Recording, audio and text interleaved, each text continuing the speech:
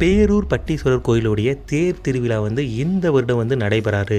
தேரின் பராமரிப்பு பணி காரணங்களாகவும் சில பல காரணங்களாகவும் இந்த வருடம் ஒத்தி வைக்கப்படுவதாக ஒரு அறிவிப்பு வந்தது.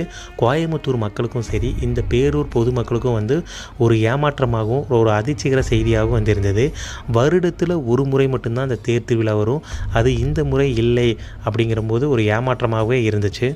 11 மாதத்துக்கு முன்னாடி பார்த்திங்கன்னா இந்த கோயிலில் மகா கும்பாபிஷேகம் நடைபெற்றது.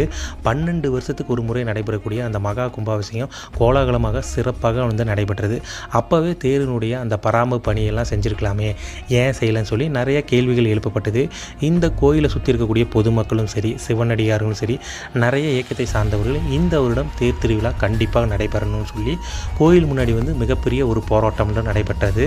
அதன் பிறகு பார்த்திங்கன்னா நிறைய அதிகாரிகள் பேச்சுவார்த்தை நடத்தப்பெற்றது. தேரின் பாதுகாப்பு தன்மைக்காக தான் இந்த வருஷம் ஒத்தி வைக்கப்பட்டிருக்கு அப்படின்னு சொன்னாங்க.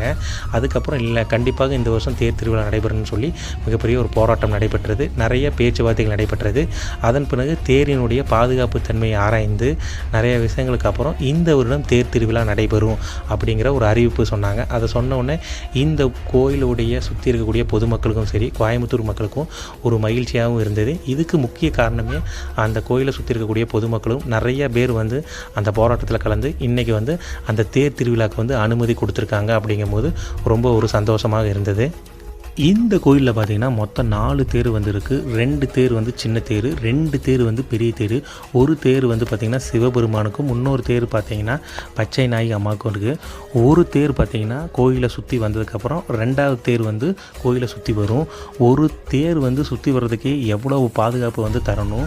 அது மட்டும் இல்லாமல் அந்த தேரை இழுத்துட்டு போகக்கூடிய அந்த நண்பர்கள், அது மட்டும் இல்லாமல் பாதுகாப்பு பணிக்காக ஏகப்பட்ட போலீஸ் நண்பர்கள் இருந்தாங்க.